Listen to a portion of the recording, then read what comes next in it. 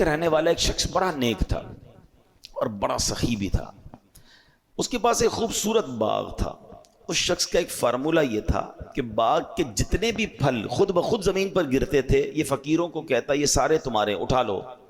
اور جب باغ کے پھل توڑے جاتے تھے تو درختوں کے نیچے کپڑے بچھا دیے جاتے تھے. جو پھل گر جاتے تھے توڑتے ہوئے یا ہاتھ سے نکل جاتے تھے تو وہ بھی فقیروں کو دے دیتا.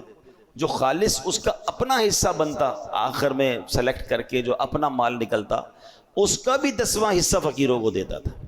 یعنی ایسا سخی تھا کہ اللہ کی راہ میں خرچ کرنے کا اس کا بڑا شوق تھا. اللہ نے اس کے باغ میں بڑے پھل لگائے تھے, بڑے جناب ترقی, بہت خوبصورت باغ. اب اس بندے کا ہو گیا انتقال.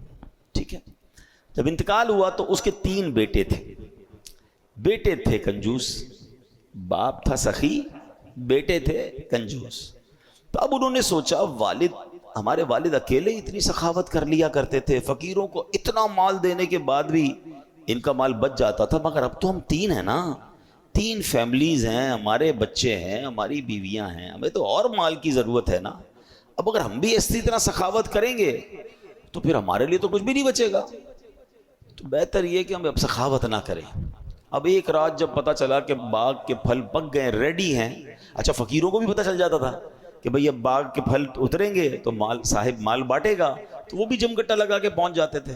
تو ان بیٹوں نے پلان کیا کہ کل فقیروں کے پہنچنے سے پہلے, محتاجوں کے پہنچنے سے پہلے ہم چلتے ہیں اور وہاں جا کر پہلے سارا ہی مال ہم نکال لیتے ہیں, ہم اب کسی کو بھی نہیں دیں گے. قرآن کیا کہتا ہے, اذ اقسموا لیصرمنها مصبحین, جب انہوں نے قسم کھا لی کہ ہم ضرور صبح ہوتے ہی اس باغ کو کاٹ دیں گے, اس سے پہلے کہ محتاج فقیر آئیں اپنا مال لے کے ہم نکل جائیں گے. اب جب قسمیں کھائیں تو بالکل ارلی ان دا مارننگ, صبح اٹھ گئے, صبح اندھیرے, اور باغ پر پہنچے کہ کسی کو پتہ نہ چلے. بڑے پرجوش تھے. اب قرآن کہتا ہے پلاننگ تو کر رہے تھے مگر انہوں نے انشاء اللہ نہیں کہا تھا, ولا یستثنون. پلان تو تھا مگر کیا انشاء اللہ نہیں کہہ رہے تھے, اپنی پلاننگ کر رہے تھے.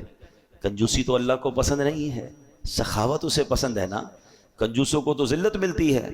اب کیا ہوا, اتنے پرجوش تھے کہ صبح جلدی جلدی اٹھے اور راستے میں ایک دوسرے کو پتہ کیا کہہ رہے تھے, وہ بھی قرآن بتا رہا ہے, اللہ يدخلنها اليوم علیکم مسکین, کہ ہرگز آج کوئی مسکین تمہارے باغ میں نہ آنے پائے. یعنی غریبوں سے نفرت, ان کو نہیں آنے دینا ہے, سارا مال ہم سمیٹ کے نکل جائیں گے. اچھا جناب.